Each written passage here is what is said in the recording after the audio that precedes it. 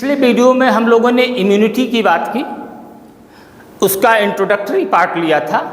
अब इस वीडियो में हम डिटेलिंग लेते हैं किस चीज़ की, तो सिस्टम का प्रशिक्षण, टीकाकरण, वैक्सीनेशन एंड इम्यूनाइजेशन, ये होता कैसे है। अक्सर तुम लोगों ने सुना होगा कि छोटे बच्चे पैदा होते हैं तो उनको एक सर्टेन इंटरवल पर, एक हफ्ते, 3 महीने, 6 महीने, साल भर पर अलग अलग प्रकार के टीका लगाए जाते हैं।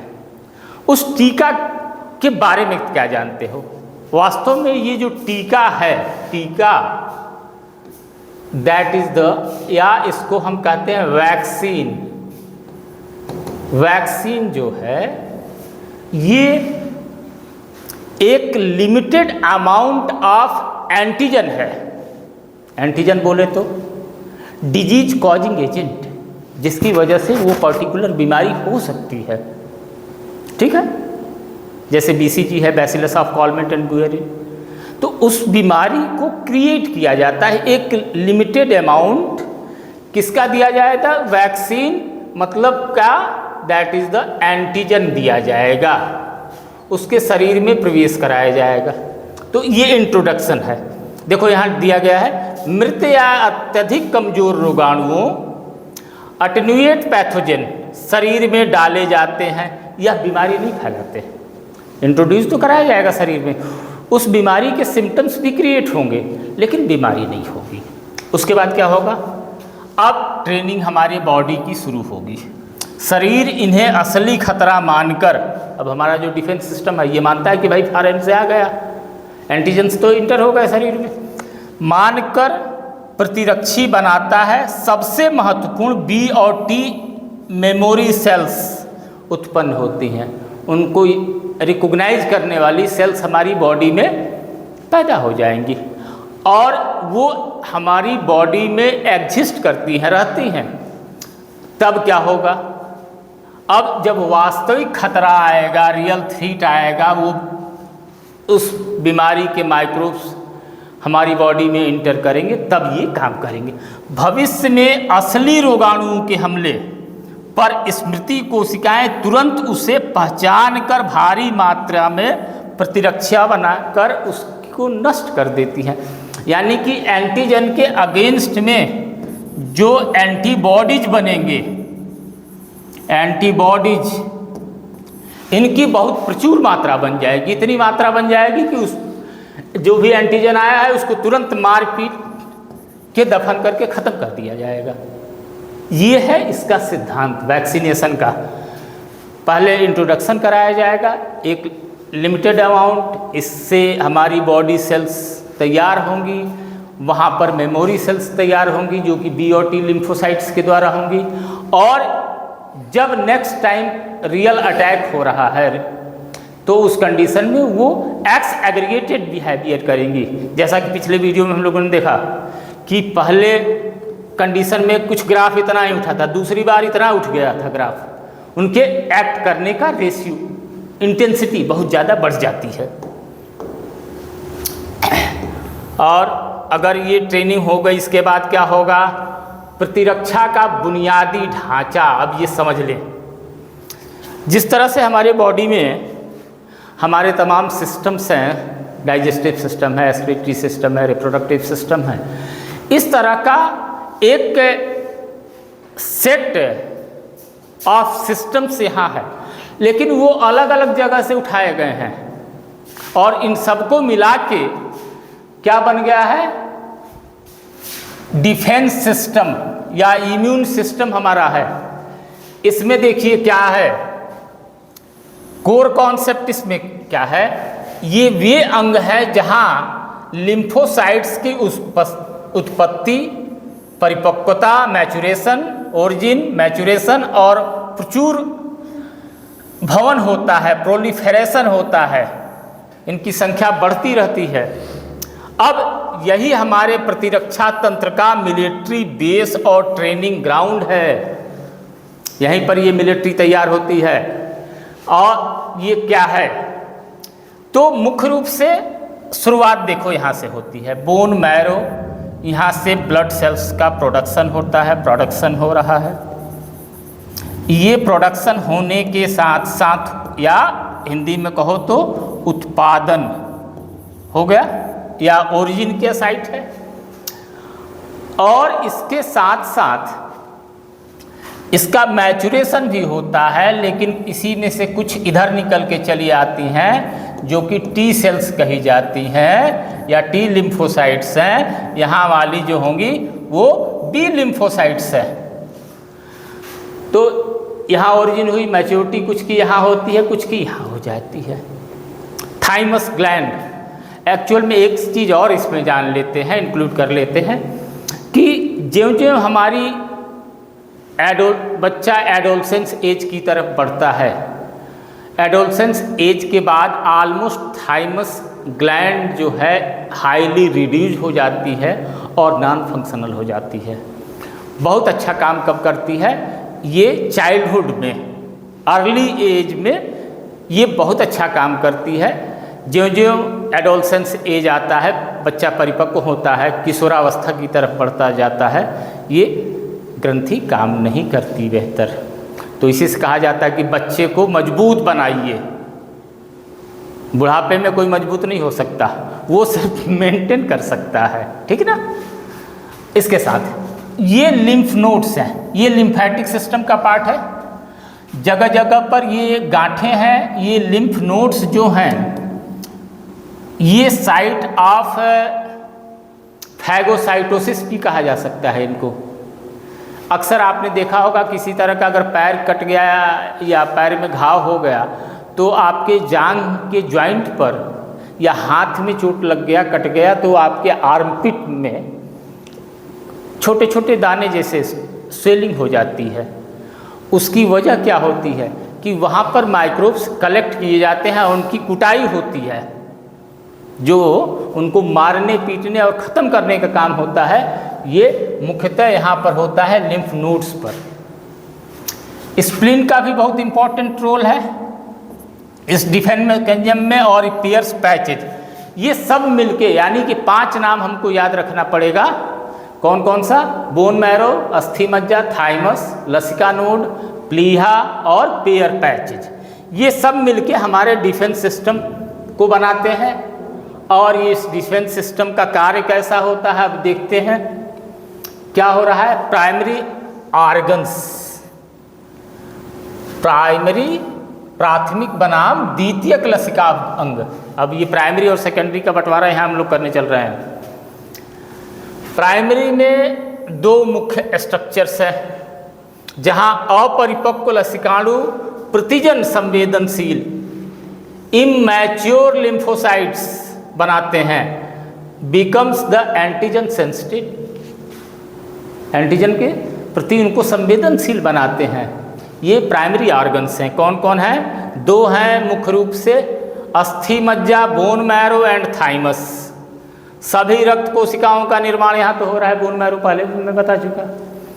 इसके साथ दूसरा जो है थाइमस, टी सेल्स की विशेष ट्रेनिंग देता है, उसको ट्रेन करता है कि कैसे आपको बॉडी डिफेंस को मैनेज करना है।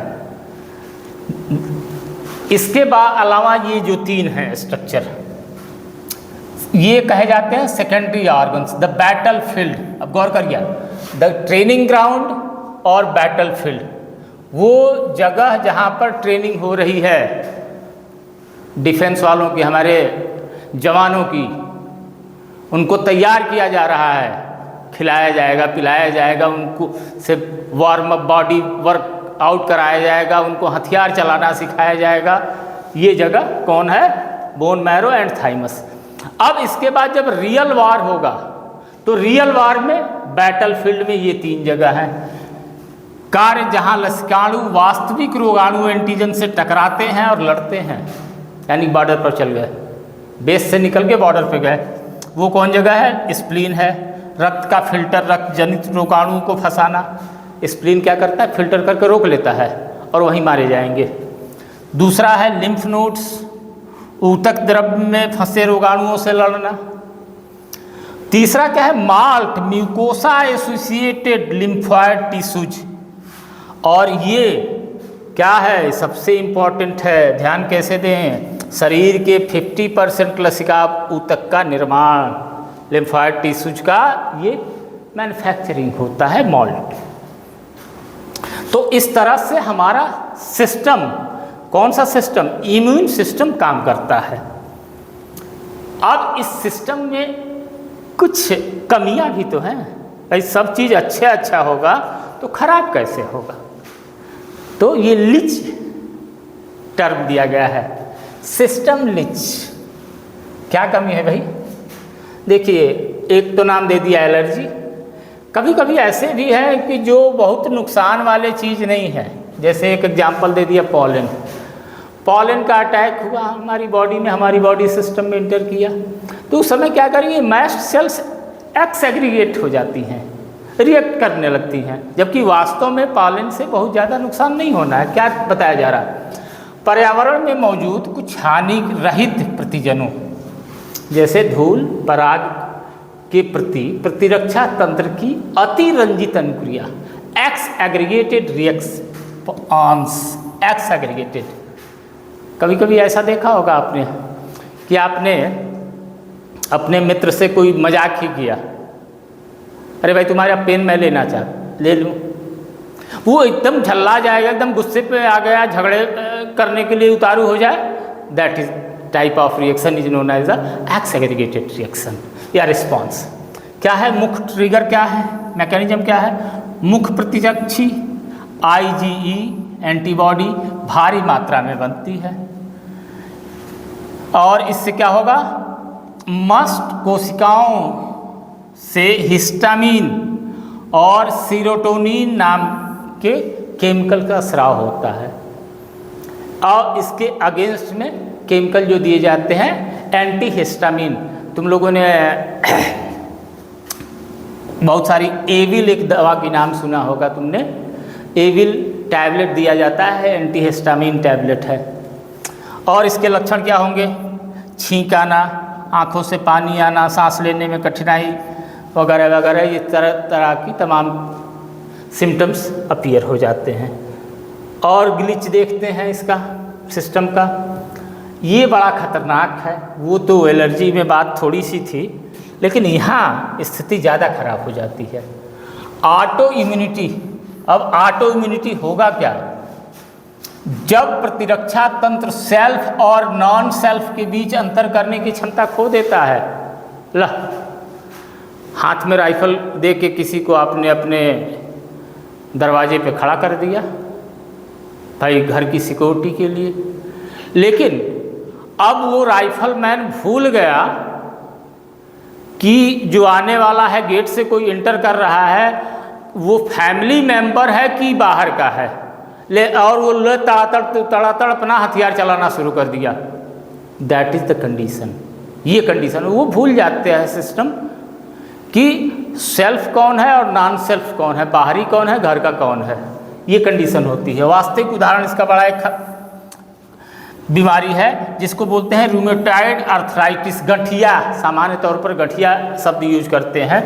एक प्रमुख स्वप्रतिरक्षी रोग जहां शरीर अपने ही जोड़ों की कोशिकाओं पर हमला करता है, जॉइंट्स हैं, जॉइंट पेन हो जाता है और जिसकी से गंभीर सूजन और दर्द होता है।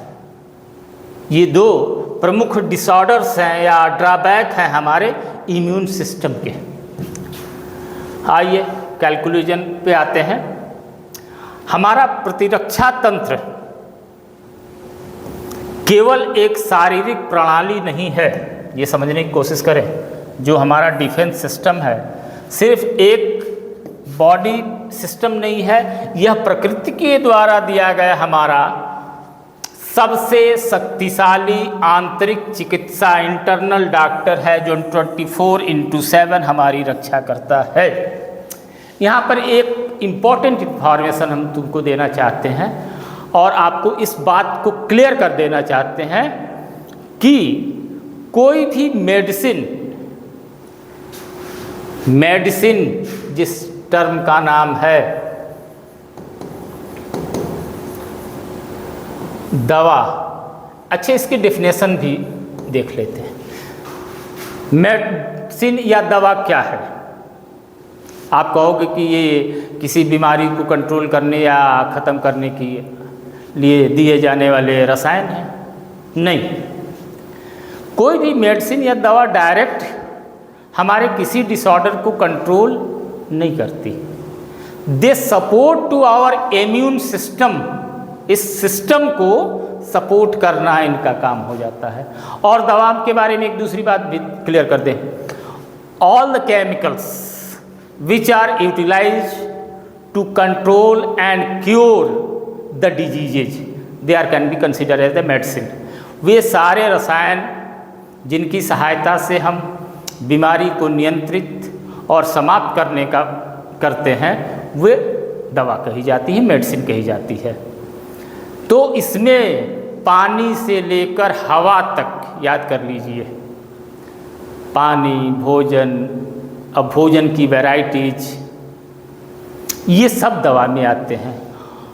आपने ये भी सुना होगा कि डॉक्टर डिफरेंट टाइप के डिजीजेज में अलग अलग टाइप के फूड मटेरियल्स को मना करता है कि ये आप कंज्यूम नहीं करेंगे, और इस तरह का फूड मटेरियल आप कंज्यूम करेंगे। जैसे सपोज दैट अगर किसी को स्टमक डिसऑर्डर हो रहा है, लूज मोशन हो रहा है, तो उसको ये सजेस्ट दिया जाएगा कि आप लिट्टी चोखा खा लीजिए, नहीं, उससे कहेगा डॉक्टर कि खिचड़ी खाइए, दलिया खाइए, ये दही खाइए। तो बहुत सारे भोज्य पदार्थ भी दवा का काम करते हैं, ये मुझे स्पष्ट करना था। ये इंटरनल डॉक्टर है और यही रियल डॉक्टर है, ये रियल डॉक्टर हमारा यही है। कौन? हमारे शरीर की डिफेंस सिस्टम। ठीक है, ओके। स्वस्थ रहें, सुरक्षित रहें और अपनी आंतरिक सेनाओं को मजबूत करें।